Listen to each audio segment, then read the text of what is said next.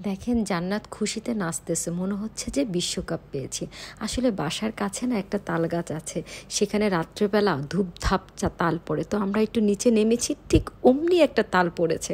আমি তো মহা খুশি, জান্নাতকে দিয়ে তাল নিয়ে নিলাম। তাল পাই নাই, যেন একটা বিশ্বকাপ পেয়েছে। আর এখানে যখন তাল পড়ে সবাই তালের জন্য ঘোরাঘুরি করে, এক একজন তাল পেলে কি যে খুশি হয়, এত ভালো লাগে। আমারও খুব ভালো লেগেছে। তো তালটাকে বাসায় এনে পরিষ্কার করে গুলিয়ে ছেঁকে নিয়েছি। তারপর কি করেছি, চাল ভেজে নিলাম, নারকেল কোড়া নিয়ে নিলাম, আর সাথে তো দুধ নিতেই হবে। আর নিয়েছি সাবুদানা, সাবুদানাটাকে ধুয়ে নিয়েছি। এরপরে দুধটাকে কি করলাম, চুলায় দিয়ে দিয়েছি জাল করার জন্য। সেই গরম দুধের ভিতরে দিয়ে দিলাম নারকেল কোড়া, নারকেল দিয়ে ভালো করে নাড়াচাড়া করে নিলাম, দুধটাকে জাল করে নিলাম খুবই ভালো করে। এরপরে তালটা আগেই জাল করে নিয়েছি, তালটা যখন অল্প গরম অবস্থায় ছিল তখন দুধের মধ্যে অল্প অল্প করে ঢেলে খুব ভালো করে মিলিয়ে নিয়েছি, কারণ তালের পায়েসের মধ্যে দুধ না দিলে ভালোই লাগে না আমার। তো তালের পায়েসটা খেতে কিন্তু খুবই ভালো হয়। আর তালটা একটু ঠান্ডা করে মিলালে হয় কি, দুধটা ফেটে যাওয়ার সম্ভাবনা থাকে না। এর ভিতরে আবার চালটাকে একটু আধ ভাঙা করে নিতে হবে।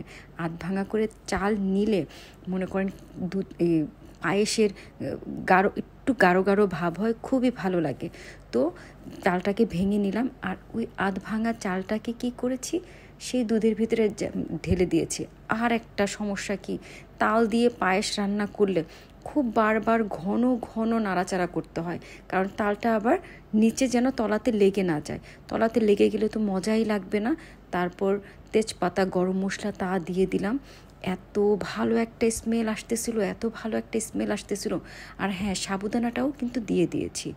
এরপর পরিমাণ মতো চিনি দিয়ে দিলাম, একদমই যেভাবে আমরা পায়েস রান্না করি ঠিক ওইভাবেই। দেখেন কি সুন্দর ফুটে আসছে সাবুদানা, তারপর চাল মানে ভাজা চালটা কি সুন্দর করে ফুটে আসছে, আর এত ভালো একটা ঘ্রাণ আসতেছিল, কি যে ভালো লাগতেছিল। দেখেন কি সুন্দর কালার হয়েছে।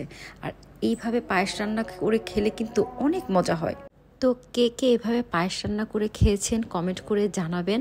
আর না খেয়ে থাকলে অবশ্যই রান্না করে খাবেন, খুব টেস্ট লাগবে। আর এভাবে রান্না করে খেয়েছেন কিনা আমাকে অবশ্যই কমেন্ট করে জানাবেন। আর সবার যদি এই রান্নাটা ভালো লাগে, সবাই একটু বেশি বেশি সাপোর্ট করবেন, পাশে থাকবেন। সবাই ভালো থাকবেন, সুস্থ থাকবেন। আল্লাহ হাফেজ।